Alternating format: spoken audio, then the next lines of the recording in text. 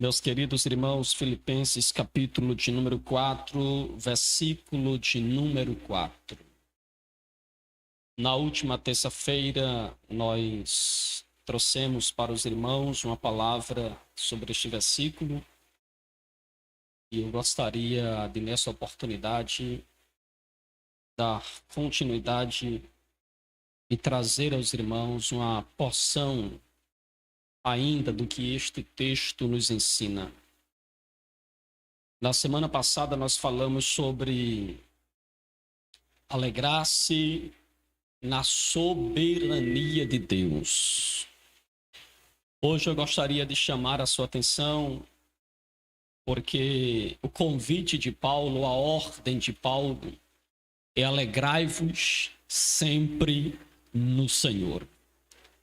E para nós nos alegrarmos sempre em Deus, somente se nós nos alegrarmos em seus atributos. E o primeiro atributo que nós falamos foi o atributo da soberania de Deus. Hoje eu quero chamar a sua atenção para a misericórdia de Deus.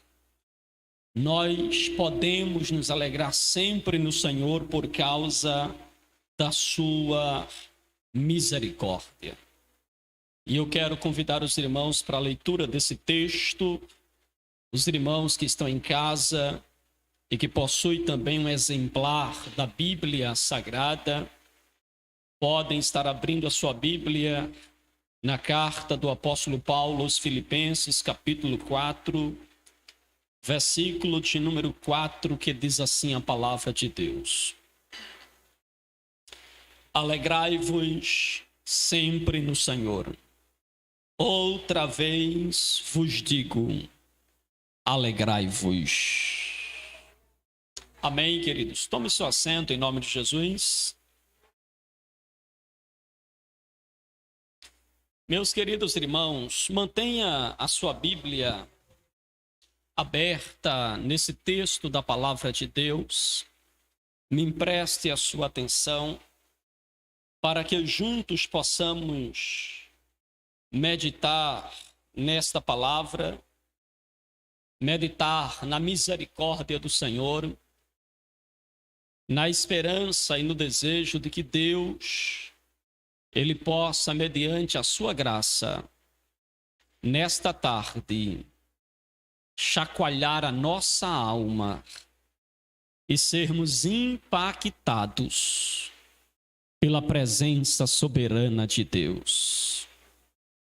Queridos irmãos, o texto sagrado escrito por Paulo aos irmãos de Filipos, cuja carta Paulo escreve para os animar no Senhor, Paulo mostra qual deve ser a fonte real da alegria da igreja, dizendo que a igreja precisa se alegrar não em coisas, não em pessoas, não em circunstâncias, mas Paulo mostra que a igreja deve se alegrar no Senhor.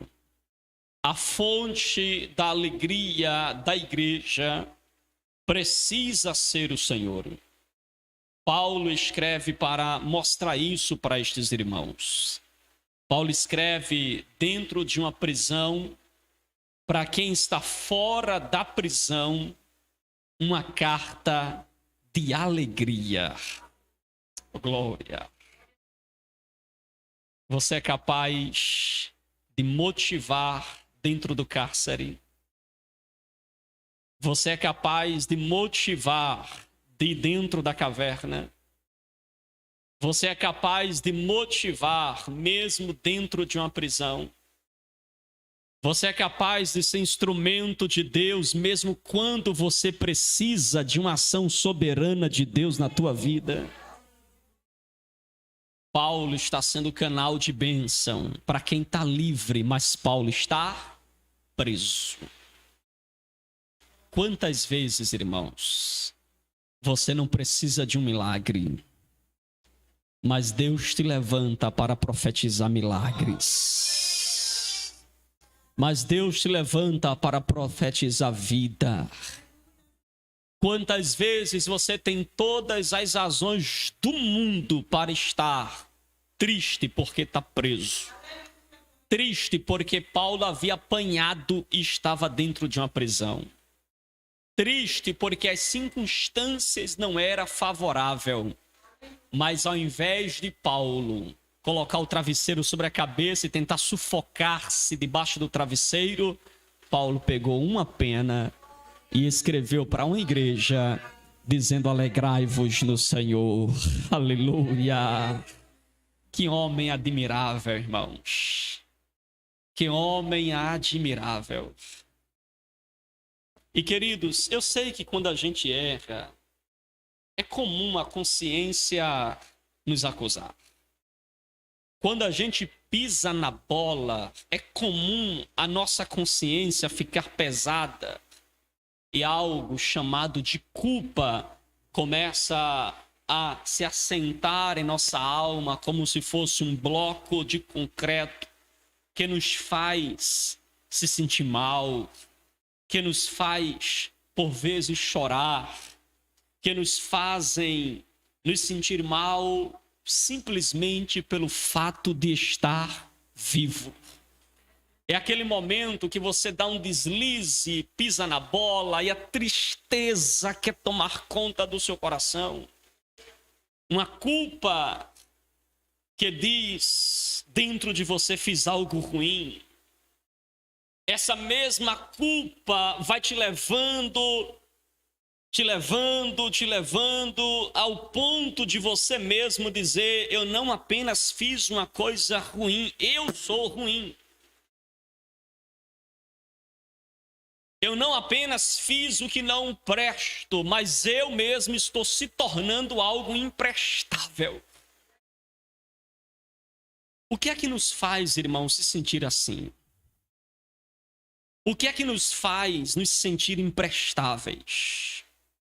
O que é que nos faz nos sentirmos um nada, um zero à esquerda, nos sentirmos pesado como se a alma estivesse afogando com uma barra de concreto que está nos puxando para baixo e nos arrastando? O que é que nos derruba, irmãos? Será que é a tentação de colocar no bolso aquilo que não te pertence? Será que é a tentação de flertar com alguém que não é teu cônjuge? O que é que te derruba? Será que é o momento? É as circunstâncias? É as crises? É as calúnias? É às vezes alguém te acusando, alguém te apontando? É alguém dizendo: você não pode pregar o evangelho aqui, nós não te queremos aqui, porque Paulo em Filipos sofreu isso. Paulo expulsa o espírito da menina que tinha um espírito de adivinhação, e os seus credores ou seus donos pegaram Paulo e disse: esse homem nos perturba. Levaram para a praça, bateram nele, levaram diante dos magistrados. Conclusão: Paulo terminou dentro de um cárcere. Irmãos, o que é que nos derruba, irmãos? O que é que nos deixa assim para baixo, pesado? O que é que nos deixa então abatidos? Será que é a falha que nós cometemos com o pai, com a mãe, com o filho, com o irmão? Será que é uma falha que nós cometemos na empresa e estragamos nossa carreira? O que será que nos derruba, irmãos? Será que é o dinheiro, é o desperdício do nosso tempo? O que é que nos derruba? O que é que nos deixa, irmãos, para baixo, nos sentindo um nada? O que é que nos tira da posição que Deus deseja que nós estejamos? Irmãos, o resultado dessa queda, o resultado deste fracasso, o resultado desse peso na alma, se chama culpa. a alma começa a sentir culpa. Você começa a então viver uma vida debaixo da opressão e daquele sentimento de que alguma coisa ficou a desejar ao longo da trajetória. E você começa a ser tomado por um sentimento de culpa. E a dura consequência da culpa se chama ansiedade. Diga assim, a culpa, repita com força, forte, a culpa vai me levar à ansiedade. Você vai começar a ficar ansioso, vai antecipar as coisas, vai trocar os pés pelas mãos. Pastor, o que é que gera ansiedade? Será que não é uma agenda cheia, pastor? Também. Pastor, o que é que gera uma ansiedade? Será que não é muitas demandas ou demandas até em reais que a gente coloca na cabeça que não existe? Eu estava essa semana na rádio e uma irmã tentando nos falar conosco de forma muito apreensiva, preocupada, inquieta. Ela perguntando, pastor, eu posso fazer um jejum porque eu vou me apresentar no médico na próxima semana? E ela estava tão ansiosa porque ainda ia para o médico que ela já estava incrementando na sua agenda uma série de atividades, uma série de coisas, porque ela já estava preocupada com aquilo que ela nem sabia ainda, o que ia acontecer. Não que ela não pudesse orar por aquilo, mas ela já estava ficando perturbada, inquieta, ansiosa, preocupada, ocupada antecipadamente com uma coisa que ela nem sabia ainda o que seria. É certo que as demandas reais e irreais podem nos levar à ansiedade. É claro que o trânsito que nós vivemos aqui na cidade pode nos levar à ansiedade. Mas existe, irmãos, uma coisa que pode passar despercebido e que pode estar nos deixando ansiosos. Pastor, o que é que também gera ansiedade além desses fatores? Sabe o que é que nos leva à ansiedade? A culpa. A culpa nos deixa ansiosos. A culpa nos leva, irmãos, a uma série de consequências terríveis. E às vezes a gente fica pedindo a Deus a solução desses problemas, implicando com Deus por causa desses fatores. E nos esquecemos de que esses fatores nada mais, nada menos é resultado da culpa. É só uma consequência da culpa. Você não pode ficar brigando com a resta, irmãos, ou brigando com a sombra, enquanto você não sai do lugar. O problema não é a sombra, o problema para deixar de ter a sombra, ou mudar a posição da sombra, é você sair do lugar. Às vezes a gente está olhando demais para as coisas ao nosso redor, achando que o problema está no trânsito congestionado, achando que o problema está nas pessoas que nos cercam, achando que o problema está na nossa agenda, o problema está nas demandas que são irreais ou reais que nos vêm, e isso pode ser verdade, mas às vezes nos esquecemos de que por trás desta ansiedade pode estar a culpa. Foi assim com Adão e Eva. A serpente se apresentou para Eva, ofereceu para ela um fruto proibido. Eva deu extensão à conversa, deu atenção à serpente. A serpente a induz a comer do fruto, ela come, dá também a Adão. Eles comeram e quando um olhou para o outro, perceberam o quê? Nós estamos nus. E agora? Daqui a pouco o nosso Deus vai vir nos visitar. Ele não pode nos ver desse jeito. Então eles correram para uma árvore, pegaram folhas, fizeram vestes para si e ficaram na expectativa. E agora, quando eles chegaram e quando Deus vier, o que é que a gente vai fazer? E de repente Deus chega procurando Adão e Eva.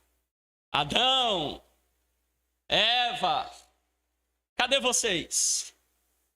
E Adão e Eva estavam onde? Escondido. Adão e Eva estavam escondidos. Depois ele revela por que estava escondido. Por quê? estávamos com medo. Mas o problema não era o medo. O problema não era Deus vir visitá-los. O problema era que eles carregavam agora dentro de si a culpa que os deixou ansiosos pelo encontro com Deus, que os deixou ansiosos com a vinda do Senhor ao jardim. Mas o problema não era essas coisas, o problema estava na culpa que eles carregavam.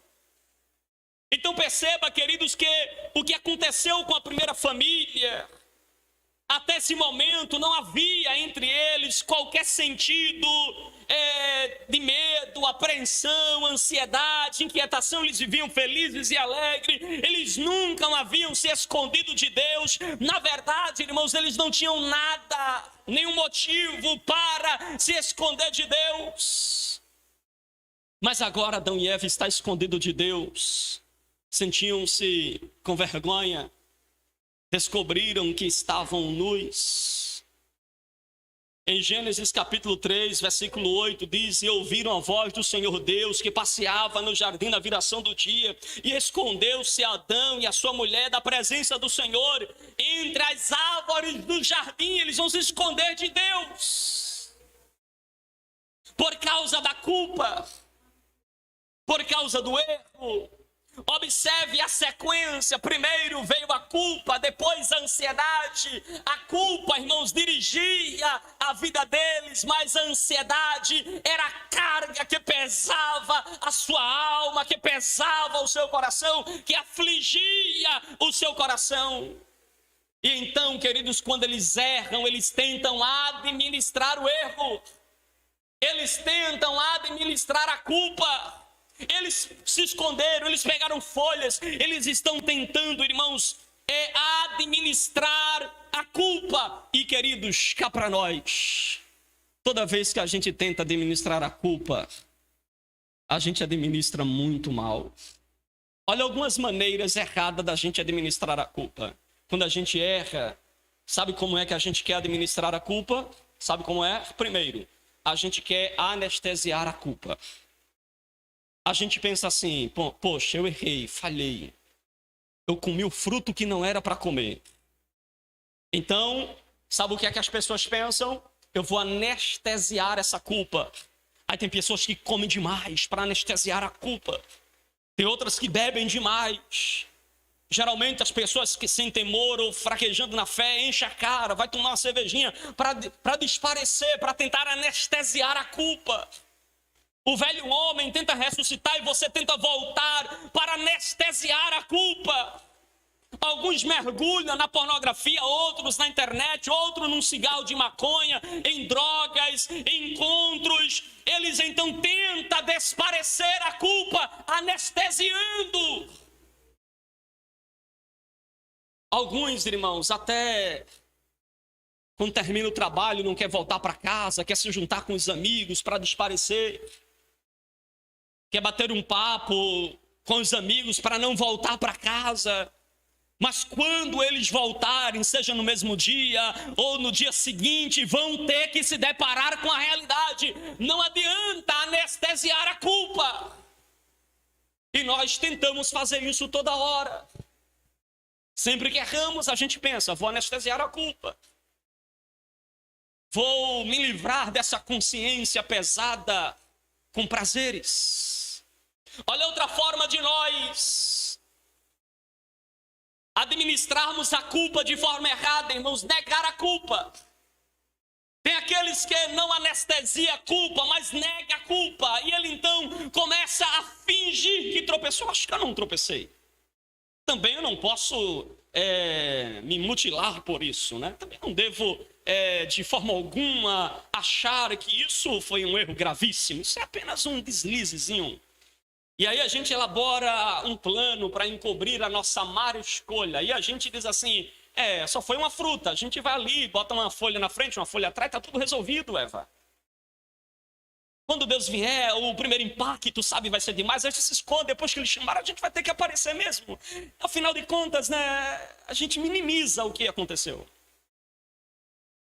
E aí, irmãos, uma mentira vai levando a outra mentira, e a outra mentira, para ser sustentada, precisa de outra mentira, e você vai se enrolando, e você vai usando então de mentira em mentira para tentar sustentar a culpa que você simplesmente está negando.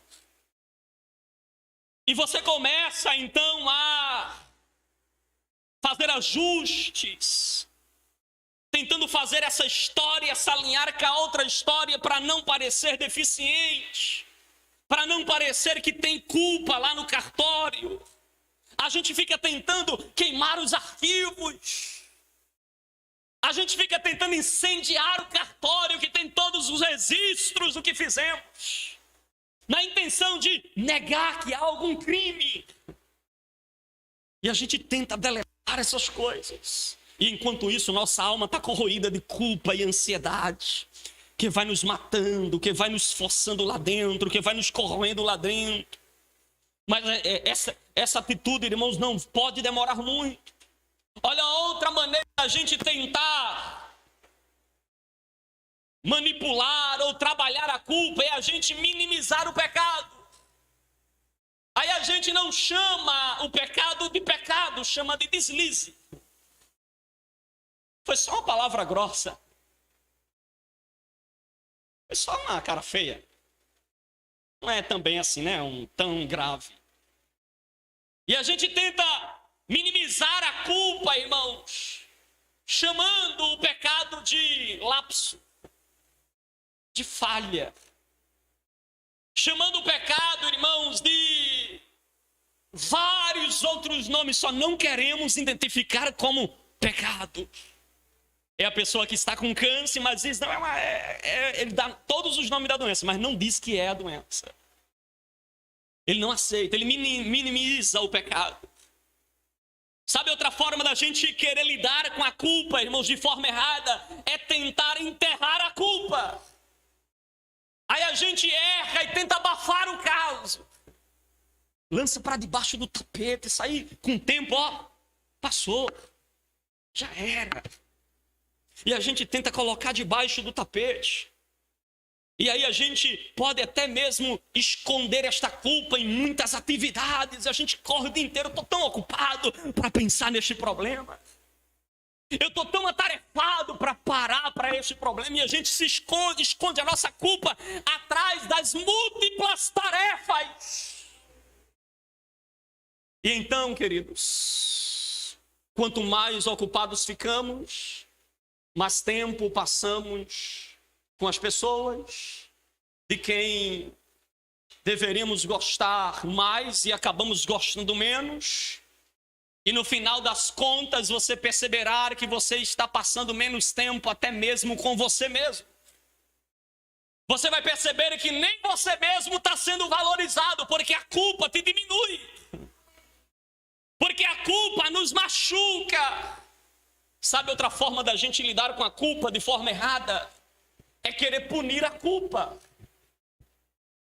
Aí nós nos mutilamos. Aí nós nos ferimos. Aí nós fazemos penitência, sacrifícios.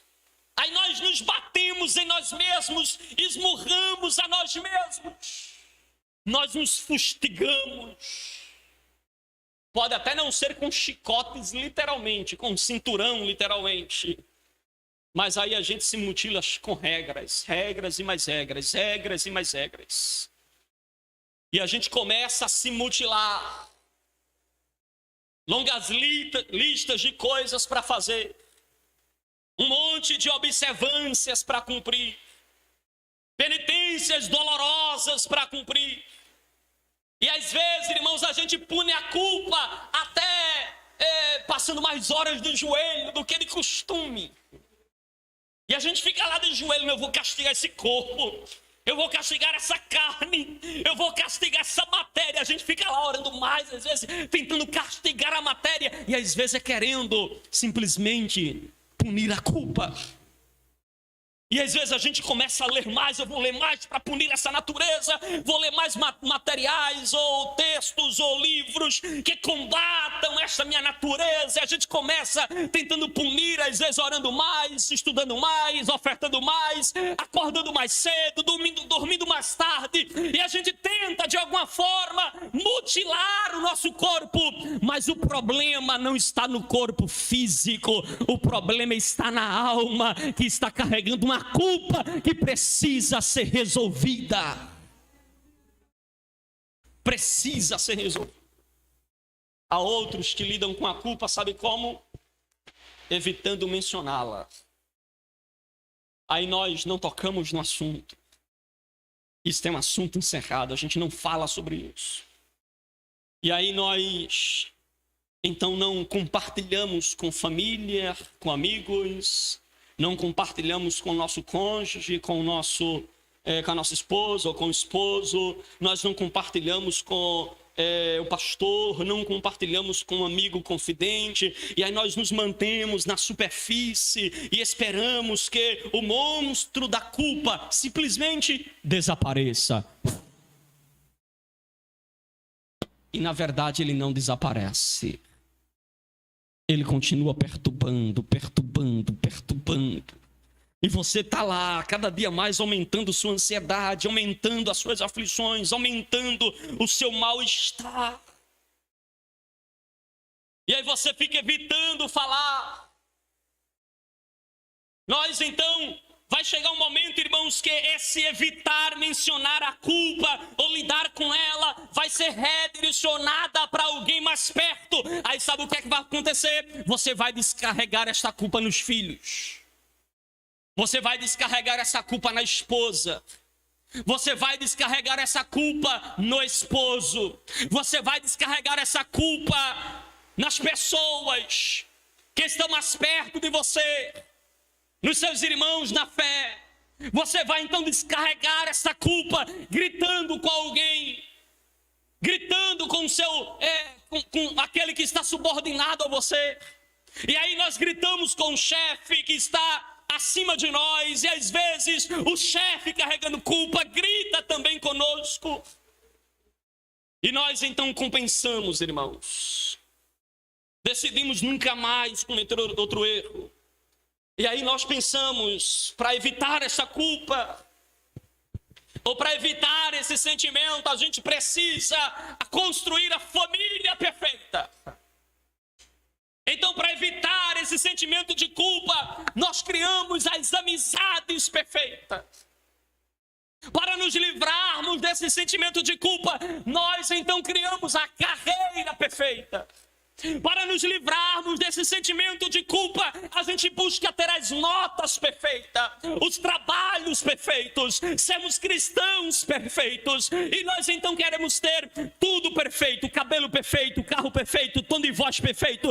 Tudo nosso tem que ser perfeito. E às vezes por trás desta perfeição exacerbada está o sentimento de culpa lá dentro, que está inquietando a nossa alma, que está angustiando o nosso coração. Há outros irmãos que tentam resolver a culpa personificando a culpa. O que é personificar a culpa? É você começar a se ver como a própria culpa. É você começar a se ver como o próprio problema. É quando você está vivendo um nível de ansiedade, de culpa e de medo tão profundo que você começa a se ver como o próprio problema. É você diz, eu não preciso nem beber, porque eu já vivo embriagado. Eu não preciso nem me drogar, porque eu já vivo como um drogado. E aí eu não preciso mais errar, porque eu sou o próprio erro. Eu não preciso fazer coisas ruins, eu sou a coisa ruim, ruim para valer. E a gente começa a se personificar, a gente começa a se ver como o próprio problema. E é apenas uma questão de tempo, irmãos, para a gente começar a fazer coisas ruins novamente. E às vezes até nos orgulharmos das atitudes erradas que a gente faz. Adão e Eva, irmãos, esconderam-se atrás da figueira. esconderam-se atrás dos arbustos, esconderam-se atrás das mentiras que o pecado trouxe para eles. E isso não mudou muita coisa. Quando Deus chegou, apesar de tudo que eles fizeram, me responda uma coisa, eles eram culpados ainda, sim ou não? Eram ou não? Ele come o fruto, tenta se vestir, se esconde de Deus, evita contato com Deus. Quando Deus chega, eles ainda eram culpados, sim ou não? Ainda eram culpados.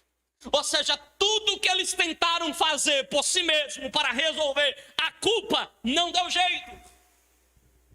E às vezes nós estamos assim, tentando resolver a culpa do nosso jeito. E a gente vai se esmurrando, vai se espancando, vai se batendo, vai se debatendo, vai pulando para lá, correndo para cá. E a gente vai tentando resolver o problema por nós mesmos. E a gente se esconde atrás da figueira, vai para trás do arbusto, pega folha, cozinha as folhas, usa como veste, tenta dar um jeito para estar mais apresentável perante Deus. Mas quando Deus chega, nós continuamos culpados. O problema ainda é real. E deixa eu lhe falar uma coisa nesta tarde, guarde isso na tábua do seu coração. A culpa, ela suga a nossa alma. A culpa, ela suga as nossas energias. A culpa, ela corrói a nossa alma, irmãos. Mas a boa notícia é que a graça de Deus restaura. Se a culpa suga a vida, a graça de Deus dá vida. Aleluia, a graça de Deus é restauradora. Pastor, qual é o tipo de pessoa que a culpa cria? A culpa cria, deixa eu tentar descrever a pessoa que a culpa cria. Que a ansiedade cria. Se nós, irmãos, não descobrirmos um bom tratamento para essa culpa, nós iremos primeiro fracassar. Moralmente, espiritualmente, emocionalmente, nós iremos fracassar. A culpa cria uma pessoa ansiosa. A culpa cria uma pessoa que se esconde das suas responsabilidades. Quando Deus vinha no jardim, Eva e Adão estavam como sempre, fazendo seus afazeres. Mas quando eles pecam, eles se eximem da responsabilidade. Eles se escondem de cuidar do jardim. Eles se escondem do diálogo e da prestação de conta na viração do dia com Deus. E Adão então, irmãos, se esconde. Ele vai fugir. Ele vai negar. Ele vai fingir. A culpa nos faz viver uma mentira. A culpa chega a um nível, irmão, de nos levar a ser uma pessoa hipócrita. A culpa nos faz viver uma coisa que não somos. A culpa nos faz demonstrar para as pessoas uma coisa que aqui dentro nós não somos. E a gente começa a viver de aparências. E a gente começa a viver como se a folha que nós colocamos sobre nós é o suficiente para nos apresentarmos perante Deus. Passamos a ser hipócritas. Por quê, pastor? A culpa nos faz ser hipócrita porque nós temos medo que as pessoas nos acusem.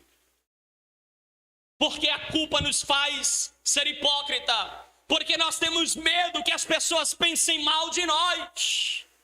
Porque a culpa nos faz sermos hipócritas.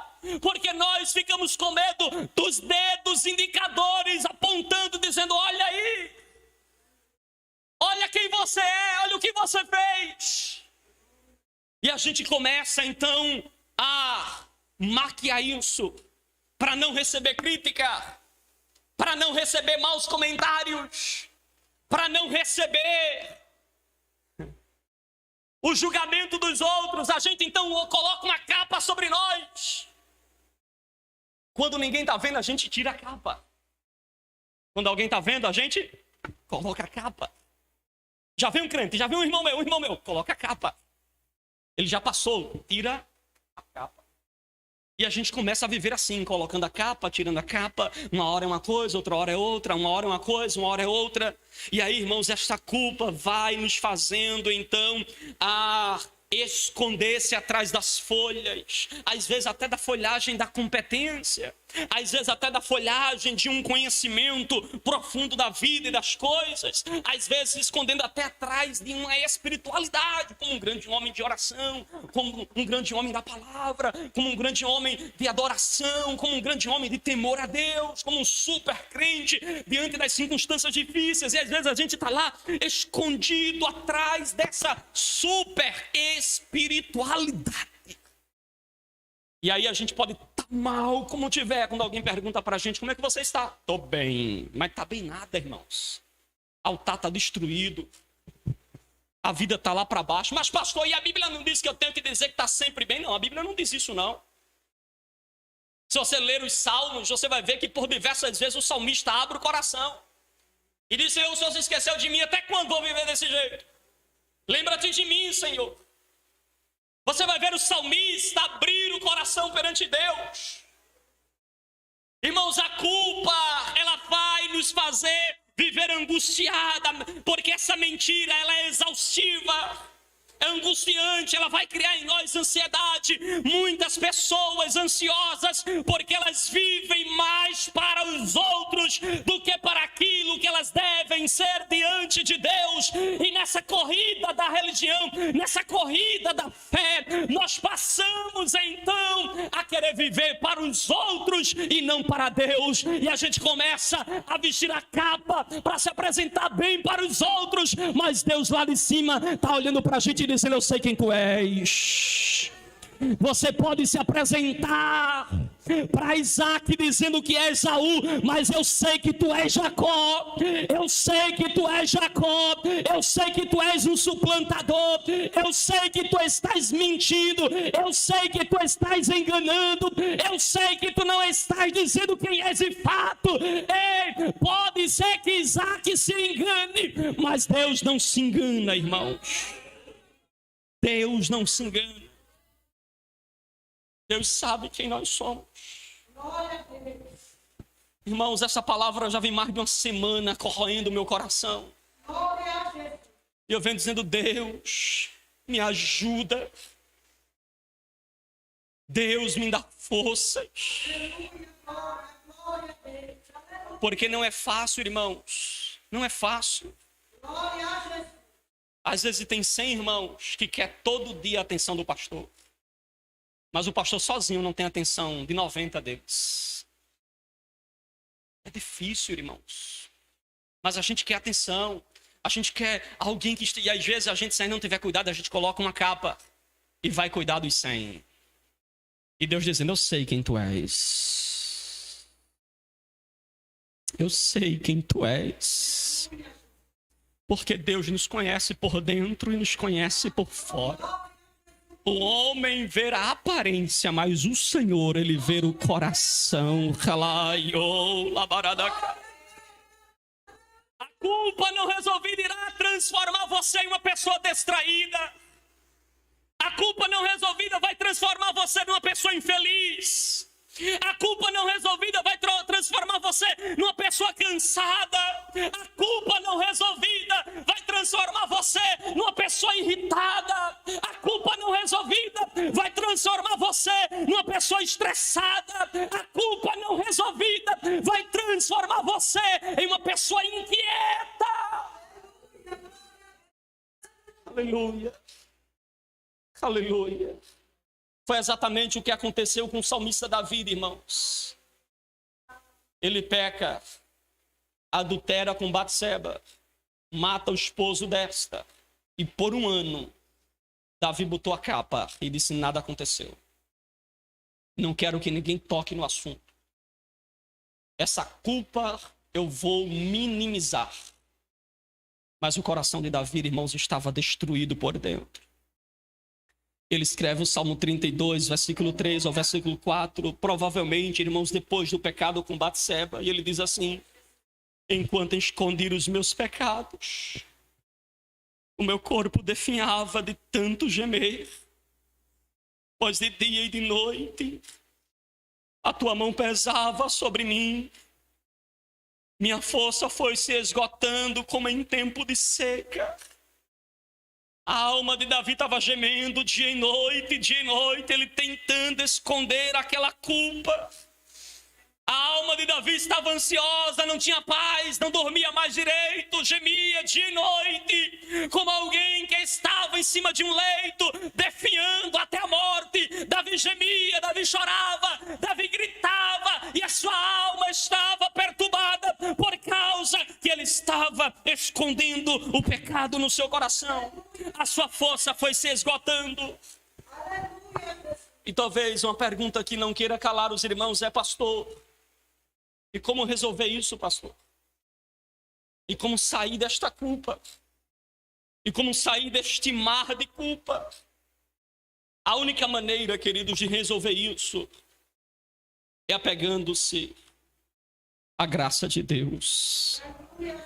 Eu vou repetir: a única maneira de resolver isso é apegando-se à graça de Deus. O apóstolo Paulo se apegou à graça. Ele confiou na graça, ele confiou na ação divina sobre a sua vida. Irmão, se a gente ler a história de Paulo, ninguém tinha mais razão para carregar o peso da culpa do que o apóstolo Paulo.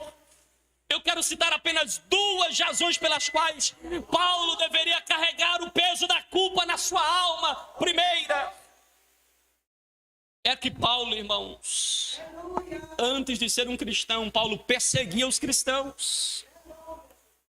Paulo espancava os cristãos. Paulo maltratava os cristãos. Paulo, irmãos, lançava os cristãos no cárcere.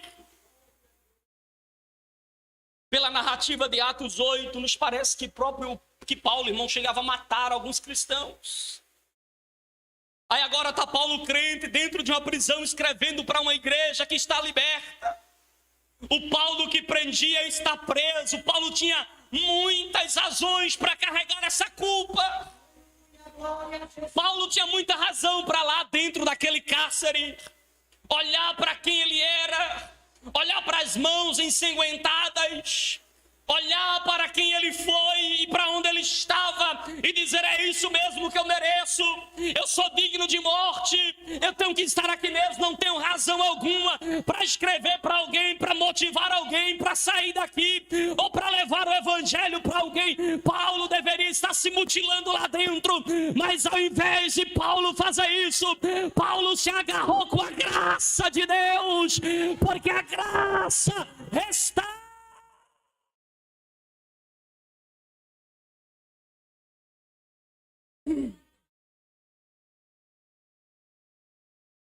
A graça restaura, irmãos. A segunda razão porque Paulo poderia ter carregado o peso desta culpa.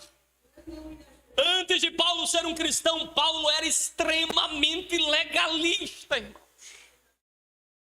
Extremamente legalista. Se você ler, por exemplo, Filipenses 3, versículo 4 a versículo 6, ele vai dizer, irmãos, que a salvação dele, que ele caminhava como se a salvação dependesse da sua perfeição, de suas realizações.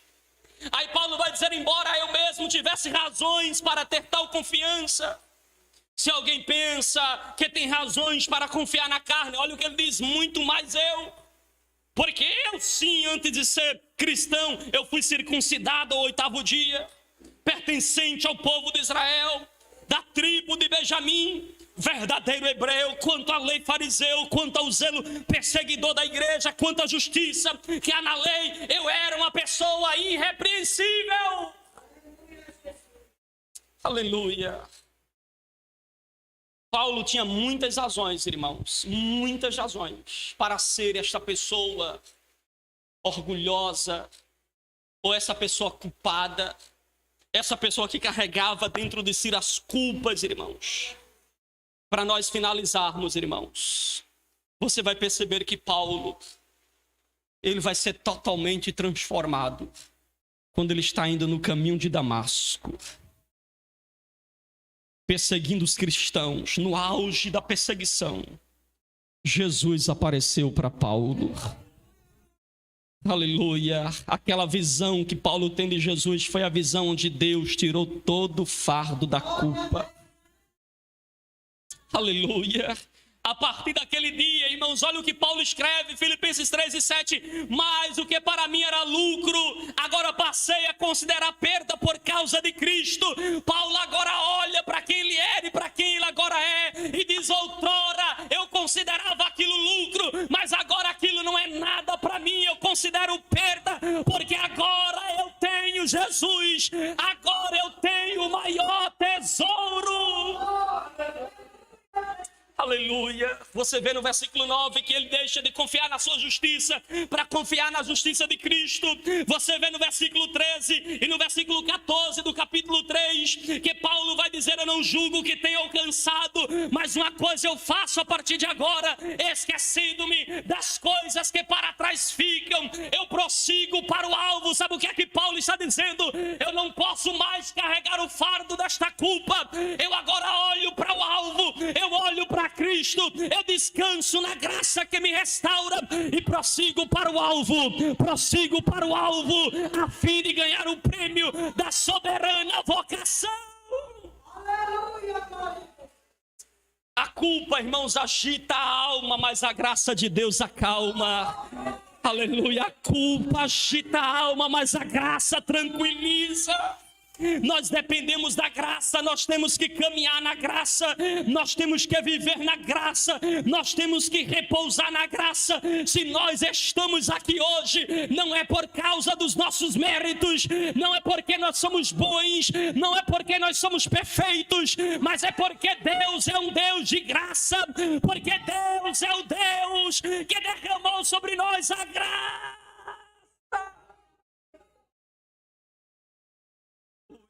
Aleluia, aleluia, aleluia, aleluia. Queridos, você sabe por que o retrovisor do carro é maior do que o para-brisa do carro é maior do que o retrovisor, irmãos?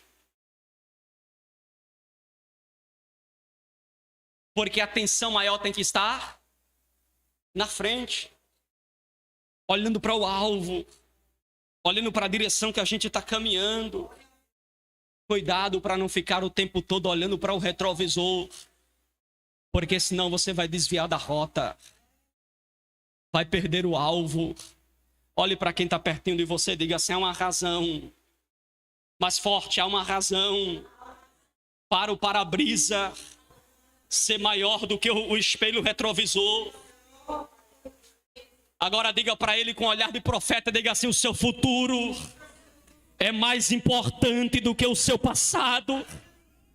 O seu futuro é mais importante do que o seu passado. A graça de Deus está sendo derramada nesta tarde, e o teu passado está sendo apagado, lançado no mar do esquecimento. Receba a graça de Deus, receba a graça de Deus, receba a graça de Deus, e olha para o alvo, olha para o alvo, olha para o alvo.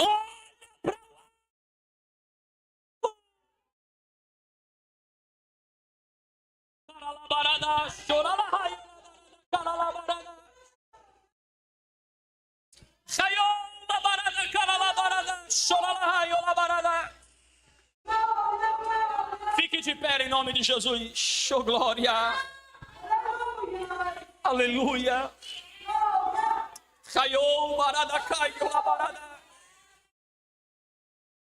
Pastor, o que é que eu tenho que fazer? Simplesmente deixe Jesus te acalmar com a sua graça.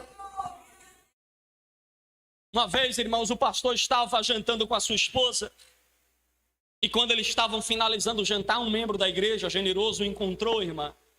Aí chegou para ele e fez: pastor, tudo bem? Deu um oi, bateu um papo com o pastor, pegou a nota, a conta do pastor, né? Disse: deixa comigo, pastor. Piscou para o pastor e foi embora. Imagina o que é que o pastor fez. Homem de Deus, né? Vaso de Deus, chegou na hora certa, providência do céu, né? O pastor simplesmente deixou ele ir. Descansou. O pastor começou a refletir: eu não tenho conta para pagar. jantei, a conta ia ser alta, mas chegou alguém e levou a conta. E ele simplesmente deixou. Olha para quem está do seu lado e diga assim: ei, você tem uma conta pesada para pagar. Mas Jesus chegou e levou a conta. Glória, aleluia. Oh, aleluia. Pastor, e o que é que eu faço? Deixa, porque está nas mãos de Jesus. A conta já está paga, dívida já está paga, e o teu trabalho é descansar em Deus. É descansar